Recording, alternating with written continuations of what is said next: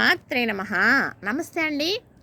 చూసారా ఆ కుండీ ఏంటండి, ఆ మొక్క ఏంటి? గొబ్బర మొక్క. చూసారా మొక్క వచ్చిందనంటండి, మా పాప కుండీలో పెట్టేసిందంట. ఆవిడ ఏకంగా కాయలు కాసేద్దామన్నట్టు కింద మొత్త కట్టేస్తుందండి, ఆకలేసేస్తుంది. చూసారా, కానీ మనం కుండీలో పెంచుతున్నాం కదా, గొబ్బర మొక్క కూడా ఎందుకు అనుకోవాల్సిన పని లేదండి. అది కొబ్బరికాయలు కాసేస్తేనే మనకి గొబ్బర మొక్కను పెంచుకోమని కాదు, కానీ మనకు తగినంత ప్లేస్ ఉండి చుట్టూ ఖాళీ స్థలం ఉండి మొక్కలు పెంచేవారు పూర్వం. మరి అలాగే పొలాలు ఉన్నవారికి ఉంటాయి. ఇప్పుడు మా పాప ఉందంటే వాళ్ళకి పొలం ఉంది, వాళ్ళకి పొలానికి కూడా కొబ్బరి మొక్కలు ఉంటాయి. కానీ మరి ఇంటి దగ్గర అలా వచ్చిందో సరదాగా పెట్టింది. ఆ మొక్క చూస్తే ముచ్చడేస్తుంది కదా. కానీ కొబ్బరి మొక్క అనేది తప్పనిసరిగా వేయాలండి. లక్ష్మీ వృక్షం అని అంటారు. ఎందుకంటే ఇప్పుడు మగ పిల్లలు లేరు అనుకోండి, ఒక్కొక్కరికి మగపిల్లలు ఉండరు కదా, అలాగని లేరని చింతపరచడం కాదు సుమండి. మగపిల్లలు లేని వారికి మరి తర్పణ వదలాలి మన పిల్లలు, లేకపోతే మన గతి ఏంటి అని తర్వాత ఏం జరుగుతుందో ఎవరికీ తెలియదు. కానీ ఒక ఆశ అనేది ఉంటుంది కదా. అలాంటి వాళ్ళు ఒక కొబ్బరి మొక్క నాటితే వారికి తర్పణ వదిలినట్టే. ఎలాగా అనేది మీకు నేను చెబుతాను. ఇప్పుడు స్థలం లేదనుకోండి, కొబ్బరి మొక్క ఎక్కడ నాటుతారు అని అనుకుంటారా? ఎవరికన్నా స్థలాలు ఉంటాయి కదండి. ఏమండి మీ తోటలో కొబ్బరి మొక్క పాతుతాం అనుకుంటున్నానని పాతితే వద్దని ఎవ్వరు అన్నారండి, పాతుకోమంటారు. లేదు అంటే గుళ్ళో కూడా మనం కొబ్బరి మొక్క పట్టుకెళ్ళి, గుడి ప్రాంగణం ఉంటుంది కదా, ఖాళీ స్థలం ఉంటుంది కదా, పాతొచ్చు ఒక మొక్క. మరి మొక్క పాతితే, కొబ్బరి మొక్క పాతితే మగపిల్లల లేని వాళ్ళకి మూర్తి ఎలాగుంటుంది అనేదానికి మీకు అర్థం చెప్తాను. అందుకే కొబ్బరి మొక్క మీకు చూపించి తీస్తూ ఉన్నాను అన్నమాట. ఇప్పుడు కొబ్బరి మొక్క ఉంది కదా, వర్షం కురుస్తుంది అనుకోండి. వర్షం కురిసినప్పుడు ఆకుల మీద నుంచి నీళ్లు జారుతూ ఉంటాయి కదా, నీళ్లు జారి కింద పడతాయి కదా, అవి తర్పణ వదిలినట్లే. మనకి నేను పాతాను అనుకోండి మొక్క, నాకు తర్పణ వదిలినట్టే. నేను ఇప్పుడు కూడా నేను ఉన్నాను కదా, బతికే ఉన్నాను. అయినప్పటికీ నేను వేసాను ఈ మొక్క మీద నుంచి వర్షం నీళ్లు జారుతూ పడితే అది నాకు తర్పణ వదిలినట్టే అని పెద్దలు చెప్పారండి. ఇది నేను చెప్పేది కాదు. అది ఎలాగనా అని మీకు వివరంగా మళ్ళీ నేను చెబుతాను. అయితే ఎందుకు చెబుతున్నాను అంటే, దేనికైనా మనం కిందకి జారవిడిచిన నీళ్లు మనమైనా వదిలిన నీళ్లు తర్పణ వదిలినట్టే అని పెద్దలు చెప్పారు. ఇప్పుడు బట్టలు ఉతుకుతాం కదండి, మనం ఆరేస్తాం, మనం పైన ఉంటున్నాం, కిందకి దిగేస్తూ ఉంటాం కదా, నీళ్ళు వాడతాయని గోడ మీద కూడా వేస్తాం.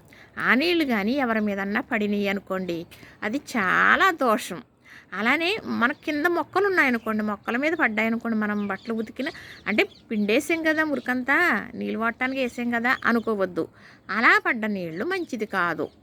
అది కూడా తర్పణ వదిలినట్టే. మన ఇంటికి ఎవరన్నా వస్తూ వెళుతూ ఉన్నారో, నీళ్ళు కారుతూ ఉన్నాయి, వాళ్ళ మీద పడ్డాయి అనుకోండి, చాలా దరిద్రం అని చెప్పేవారు పెద్దవారు. ఇది నీళ్ళు కిందకి జారటం అనేది మరి చాలా తప్పని చెప్పేవారు. అంతేకాకుండా మనం స్నానం చేస్తాం కదా, మరి పూర్వం అయితే తలకు స్నానం చేసిన తర్వాత చక్కగా తల తుడిచేసుకుని బయటే నుండి చక్కగా ఎండలో జుట్టంతా ఆరబెట్టేసుకుని చిక్కు తీసుకుని మరి జడేసుకుంటే జడ, ముడేసుకుంటే ముడి వేసుకుని అప్పుడు ఉన్న పని చూసుకునేవారండి. ఎంటిక అనేది ఇంట్లో ఉండేది కాదు, నీళ్ళ సుక్క అనేది జారేది కాదు. ఇప్పుడు తలకు గబగబా స్నానం చేసేయటం, ఒక టవలో చుట్టేసుకోవడం, మరి మెత్తని క్లాత్, ఒక కాటన్ గుడ్డ చుట్టుకునేవారే తప్ప పుల్ల బొచ్చి టవల్ అయ్యి తుడుచుకునేవారు కాదు. మరి బొచ్చి టవల్ అంటే తొందరగా నీరు లాగదు జుట్టుకి, మెత్తగా ఉండే టవల్ మాత్రం వాడాలన్నమాట. అలాంటప్పుడు ఆ నీరు అనేది గుడ్డ పీల్చుకుంటుందని. అయితే ఇప్పుడు అలా మనం ఏం చేస్తాం, గబగబా చేసేయడం, ఒక క్లిప్ పెట్టేసుకోవడం, మరి గుడికి వెళ్ళాలా వెళ్ళిపోతున్నాం, ఇంట్లో పని నీళ్ళు వాడుతూ పని చేస్తూ ఉంటారు. ఇప్పుడు నీళ్ళు వాడుతుంటే కింద పడ్డాయి అనుకోండి మన జుట్టు నీళ్ళు, ఆ నీళ్ళు ఎవరన్నా తొక్కారనుకోండి, వాళ్ళకి అరిష్టమే, మనకి అరిష్టమేనంట. ఆ నీళ్ళు అస్సలు తొక్కకూడదని పెద్దలు చెప్పేవారు. మరి అలాగే కాకుండా ఎందుకు అరిష్టం అని చెప్పేవారు, దాని అర్థం కూడా మీకు నేను చెబుతాను. ఇప్పుడు తలకు స్నానం చేసేసాం, మనం ఓ క్లిప్ పెట్టుకున్నాను, నేను ఎక్కడికో వెళ్తానో లేదా ఇంట్లోనే వంట పని చేసుకుంటూ ఉన్నానండి. అప్పుడు ఏం చేస్తుంది, జుట్టు నీరంతా ఇక్కడ నడ్డి మీద, మన చీర నైటీ అయితే నైటీ తడుస్తూ ఉంటుంది కదా, కానీ జుట్టు నుంచి వచ్చే నీరు ఎన్నుపూస లాగేసుకుంటుందండి. మన ఎన్నుపూస లాగేసుకుంటుంది. అందుకు జుట్టులో నీరు వెంటనే ఆరబెట్టేసుకోవాలి. జుట్టులో నీరు ఉండకూడదు. మనం తడితల ముడి వేసుకున్నా కూడా ఎన్ను లాగేసుకుంటుందంట మన జుట్టు ఒక నీరు. మరి జుట్టు దాకా ఆవుసు ఉంటుందండి. జుట్టు చివరి వరకు కూడా ఆవుసు ఉంటుందన్నమాట. అది ఆ జుట్టు ఉండే నీరు ఎన్నుపూస లాక్కుని మనకి ఎన్నుపూసకి వచ్చే వ్యాధులు వస్తాయంట. అందుకు నీళ్లు వాడకూడదు. రకరకాల జబ్బులు వస్తాయి. అది బాలింతరాలకైతే మరీ ఎక్కువ జబ్బులు వస్తాయని చూడండి. బాలింతరాలకు స్నానం చేయించిన తర్వాత బాగా తుడిసేసి సాంబ్రాణి పొగేసి ఆరబెట్టేసి చాలా చేస్తారు. 3 నెలలు పూర్తయ్యే వరకు ఆ అమ్మాయికి తలస్నానం చేయితే పెద్ద పని కింద అవుతుందండి. అలాగనే చేసేవారు. ఆడపిల్లలకి తలస్నానం చేయించాలి.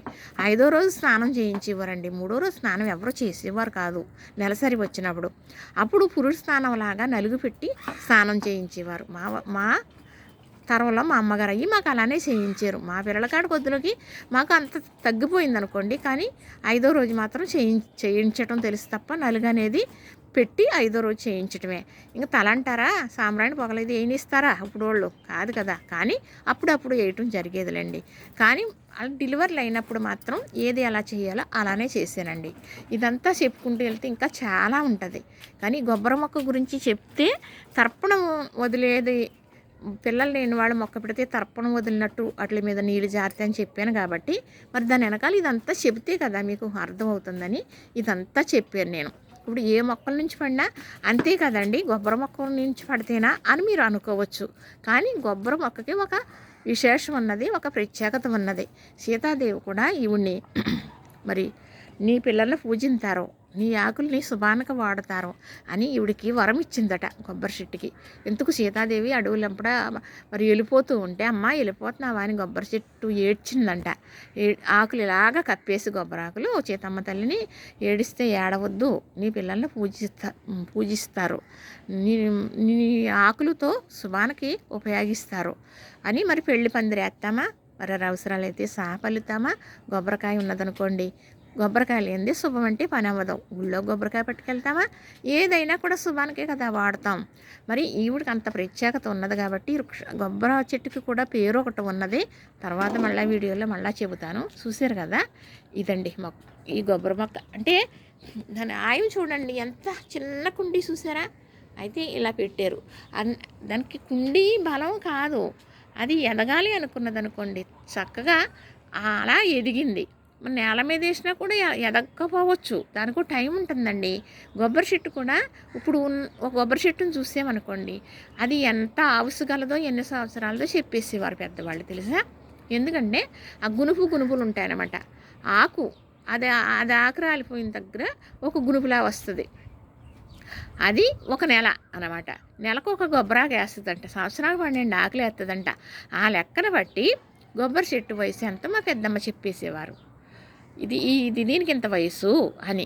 అలాగా అన్ని రకాలుగా ఈ కొబ్బరి చెట్టుకి వల్ల ఇన్ని చెప్పడానికి నాకు పెద్దవాళ్ళ దగ్గర మెలిగాను కాబట్టి, వారు చెప్పారు కాబట్టి నేను విన్నాను కాబట్టి మీకు నేను చెబుతున్నానండి. మీరు వింటారో వినరో అన్నది మీ ఇష్టం, కానీ ఇన్ని రకాలు ఉంటూ ఉంటాయండి. ఇలా తెలిసిన వారందరూ చెప్పండి, చెప్పి నలుగురికి తెలిసేటట్టు చేయండి. లైక్ చేయండి, షేర్ చేయండి, సబ్స్క్రైబ్ కూడా చేసేయండి.